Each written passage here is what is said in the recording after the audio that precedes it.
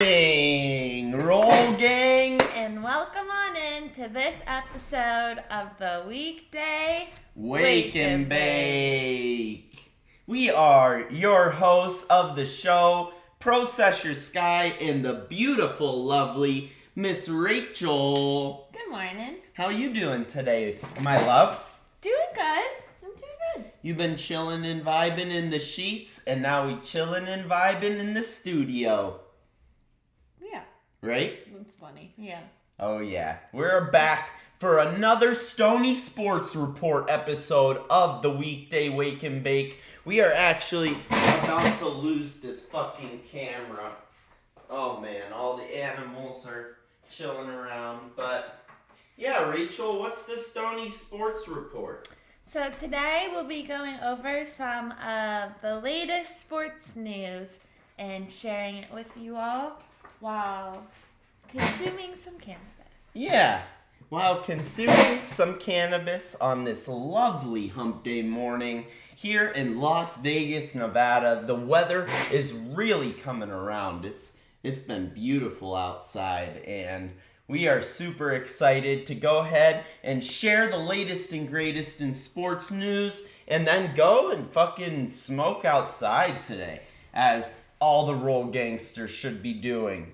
But anyways, I have some peyote cookies to roll up this morning, and we got hella sports news. Why don't I roll up while you get the show started officially? Sure. Heck yeah, go ahead. So first off, we'll start with the sponsors really quick. WWnB University, the first ever cannabis college, great place to go. Wait, what's the question of the day? How's work Wednesday? We would love, while we read off the ad reads, we're trying to ask a question to engage all the roll gangsters. So while we read off the ad reads, if you wouldn't mind answering the question of the day, how's your work been? What do you do for work, and how has it been recently in this past week? We would love to hear in the comments section wherever you're viewing this, live or after the fact. Just hit up the comments and let us know how your work's been. Would love to share your work stories with the roll gangsters. But yeah, so go ahead and answer that question while we get on into the ad read, the sponsors of the show. So, sponsors of the show, WWnB University, the very first cannabis college, a great place to go get all of your cannabis knowledge. We have a promo code Rolling Spoon that you can use for 10% off of that tuition. And then, of course, the Rolling Spoon, the handy dandy cannabis multi-tool, helps you seal the deal, roll a dime every single time, just like what we're about to have this morning. Awesome. Absolutely love it. And then how about an ad read for the Weekday Wake and Bake? Want to try one of those? What do you mean? Yeah. Welcome on into another fabulous episode of the Weekday Wake and Bake, where we go live every weekday morning, 10 a.m. Pacific. If this is your first time tuning in, absolutely love to have you, because we are blessed collectively to have awoke this beautiful morning. So we are blessed collectively to have a smoke this beautiful morning. And I am really fucking excited to smoke some of this peyote cookies with y'all. I think this paper is fucking inside out. There's no way. How did I even notice that? The seam's on the wrong side of the paper. But heck yeah, I'm going to make sure to use my handy dandy rolling spoon, proud sponsor of every episode of the Weekday Wake and Bake, to help me dime up this joint. Sweet. What's up in the comments section, Rach? We have Weed Witch 420 saying, my work has been good. I would love to come in and do a podcast with you and smoke some El Blunto on the Weekday Wake and Bake. Hit me up. Yo, the homie Darlene absolutely would love to have an El Blunto with you on the show. We gotta hook that up. The original gangster of Motivational Monday. She has a shit ton of her own original motivational quotes. We'll have to do a little motivational special with Darlene Weed Witch coming up here soon. Would absolutely love to sesh with the homie Darlene, but fuck yeah. Love to hear that your work's going great. El Bluntos are amazing. Would definitely love to pub those up on the show. But yeah, without further ado, let's finish rolling up this perfect little joint ski and get on into the Stony Sports Report, your latest and greatest in sporting news from your favorite Stone news anchors, Sam and Rach. And then we just have Reefer Ranger saying, "What's up, Roll Gang? Hi, how are you doing?" The fucking Ranger 1 in the building. Love to fucking see it. Absolute OG. How you doing, Ranger 1? Reefer Rangers, major shout out. All right, and we will go ahead and get into the sporting news of the day. We're going to start off in Miami, Florida, where there was the Miami Grand Prix. Oh, yeah. It was a pretty big deal. There was a lot of people A there. monster deal. Like, Yeah, everybody famous was there. Lots of famous people there, and they said it was a really good turnout for it, and the weather was a lot better than they expected.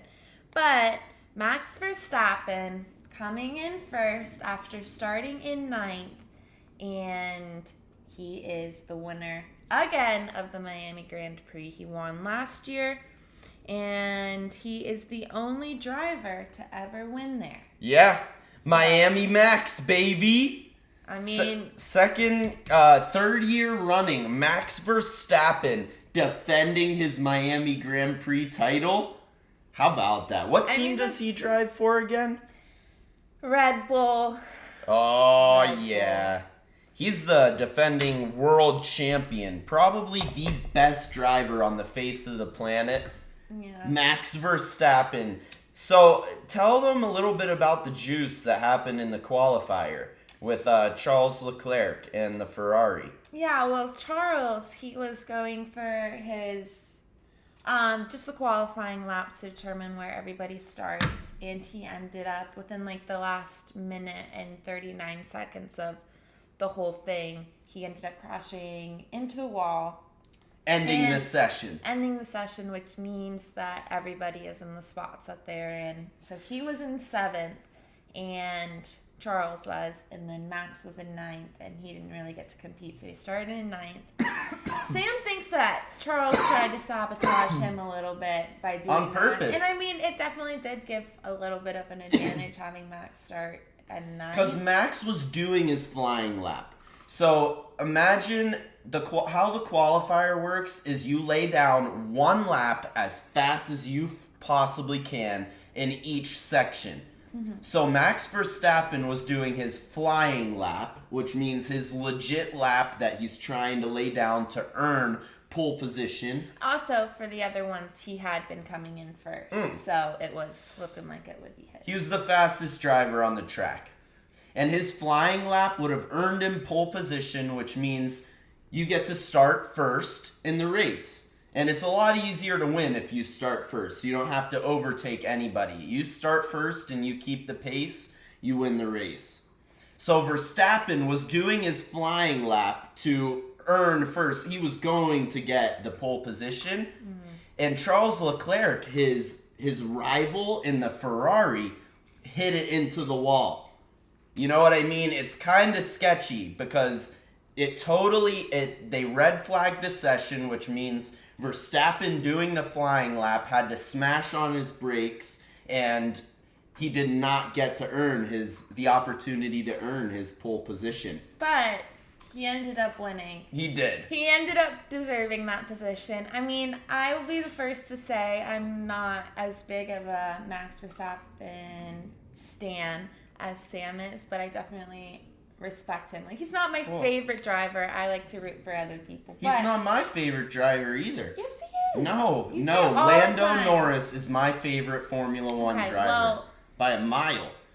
Second place, I like Checo better than I like Max Verstappen. All I'm saying is Verstappen is the best driver on the face of the planet. Yeah. Bar none. Like, he definitely, I think he has like now over 38 or so wins Yeah. in Formula One, and the current holder of that, the most wins, is Lewis Hamilton. And he's at 40-some or 50-some wins. So, I mean, Max is definitely... I think he is more than that, actually.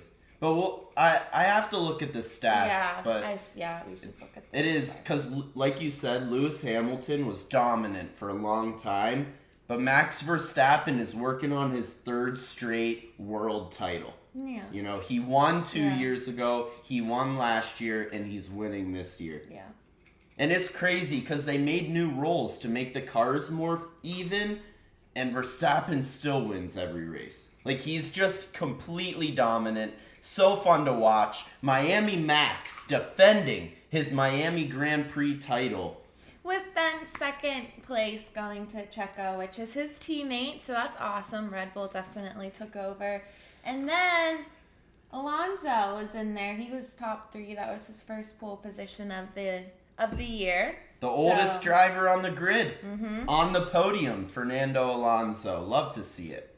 Yeah, but they definitely, Checo and Alonso definitely benefited from what Charles did as well, because then they would have been down lower and Max and other people would have been up top. So, I mean, there was like 58 laps in that, or 59, something. Like, there's a lot of time where they had to, like, keep that spot and everything, and they did. So, well-deserved to Max Verstappen and Checo Perez, Fernando Alonso.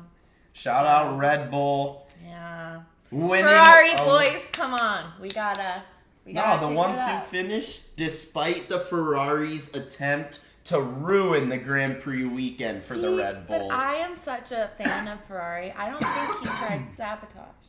Oh, I think he did. Who else would benefit more? You know what I mean? Because honestly, Leclerc probably thought he could win.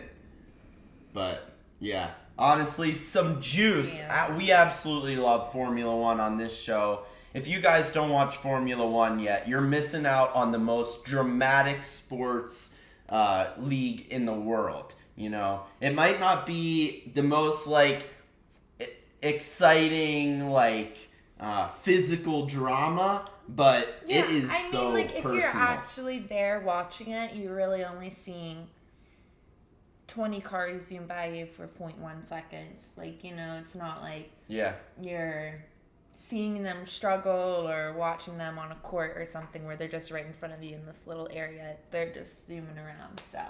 They're like warships. Yeah. Like, you can't see their face at all. Yeah. It's like, I don't know why I think of it, but it's like the Kentucky Derby, but on crack and cars. Like, well, it is. Yeah, it's the 21st century Kentucky Derby. Yeah.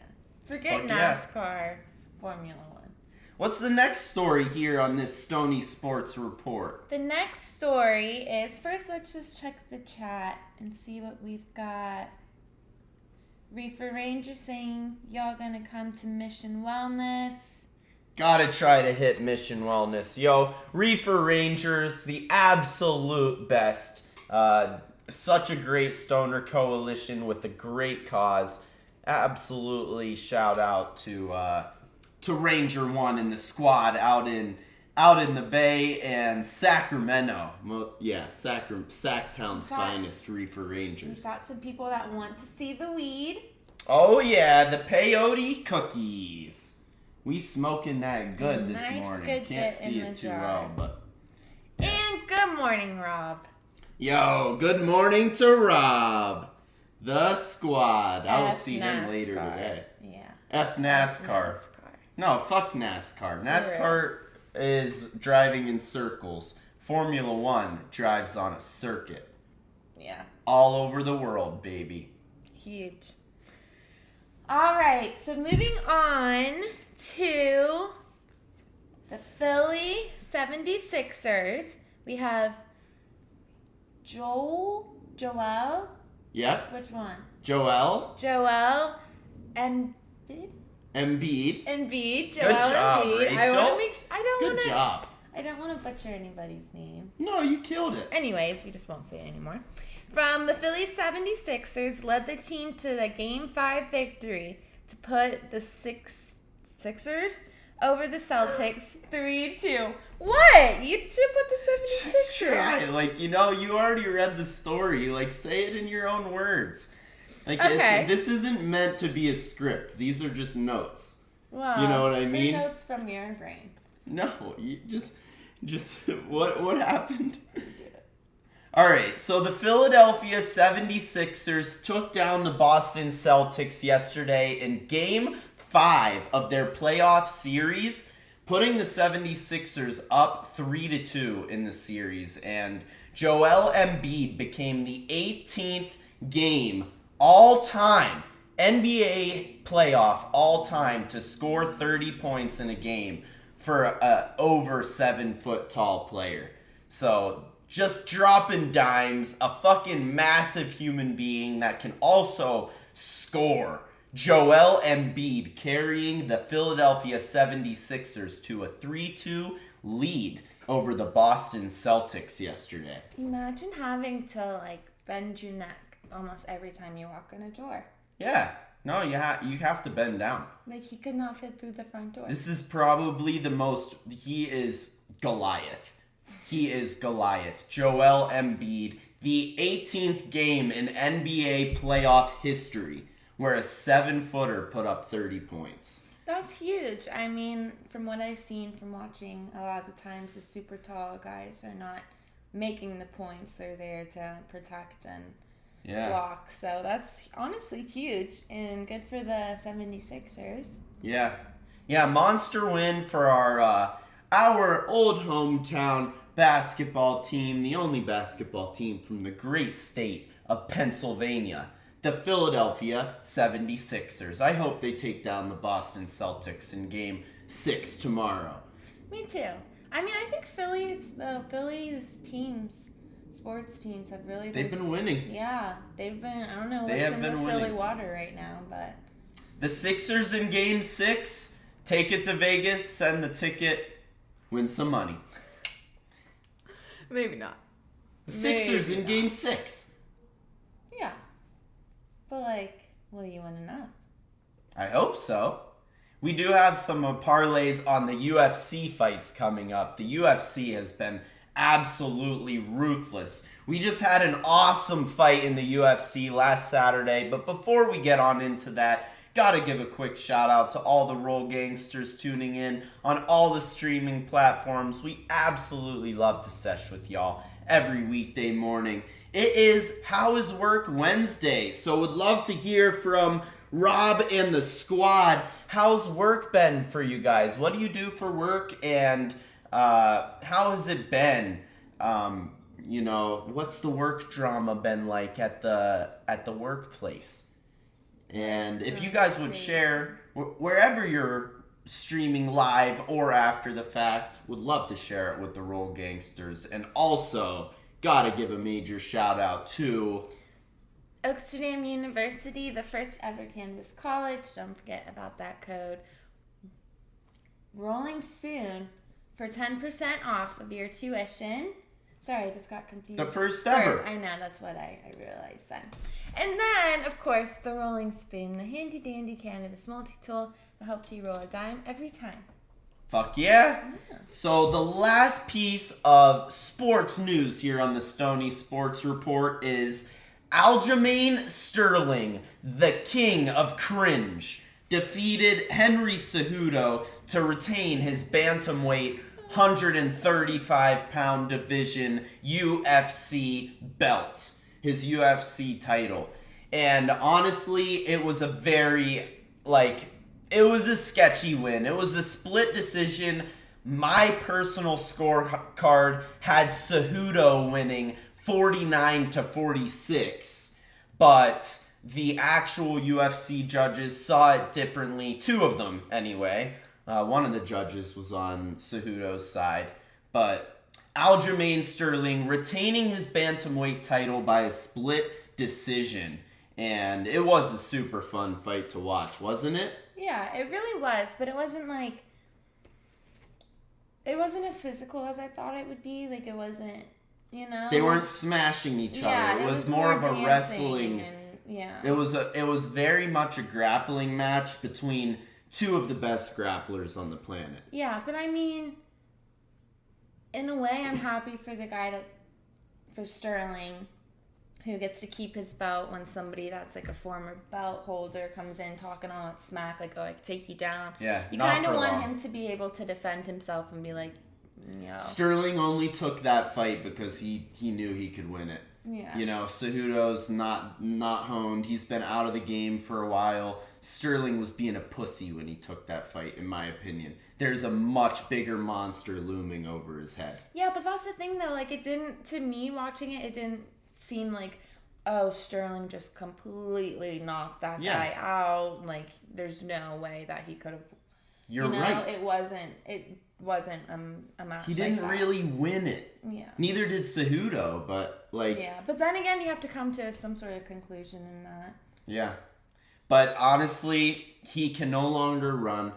He can no longer hide. And he is about to get his ass fucking whooped this September. I'll talk all the trash for this guy. All my money will be behind him too. We got Sugar Sean O'Malley was watching the fight and came up into the octagon after the fight to talk his shit and had a face-off with Aljamain Sterling, just making... So Sterling made Cejudo look really small. Sugar Sean made Sterling look really small. That fucker was looking down on... I cannot wait. Yeah, that's the thing.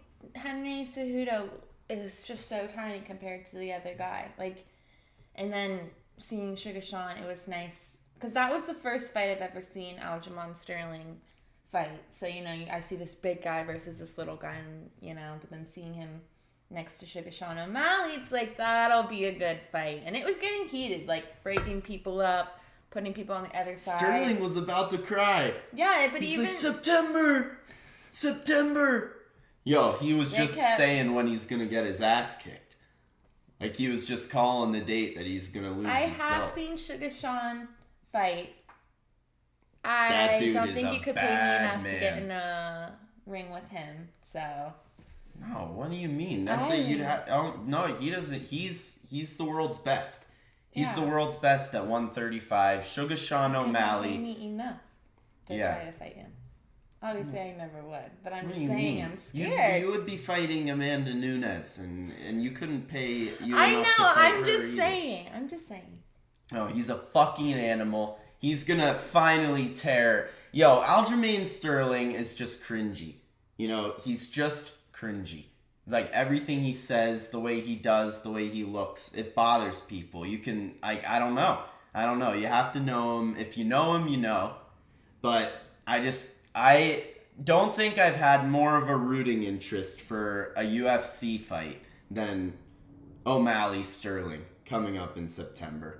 And I am really pumped to see Sugar Sean take Aljo's head off. It's going to be nuts. Who knows? Maybe Sterling's going to pop out and keep that belt.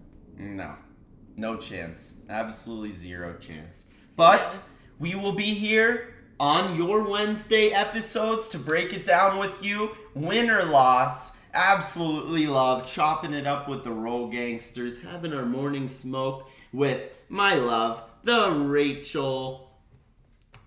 Thanks for having me. I enjoy it. What? Thanks for having me. Of course. You're the host. I'm just you're the host, superstar. You know, if you haven't watched, this is your authentic Rach, the host superstar of the show. I'm the humble producer, co-host. You know, I do pull a lot of the strings behind the scenes, for sure. But I know that the Roll Gang, at least I would watch this show to see your pretty face. Of course you would. Yeah. But I would watch the show for your face. We're a fucking shit show. We're gonna be back at you with more though. Love session with all the Roll Gangsters and my Rachel. And we will see you tomorrow for some cannabis news. And we're really excited. We'll see you back here 10 a.m. tomorrow for some cannabis news Thank you for tuning in to our Stony Sports Report on Wednesday mornings, and we'll see ya later. Mwah. Love y'all, Roll Gang. See ya later.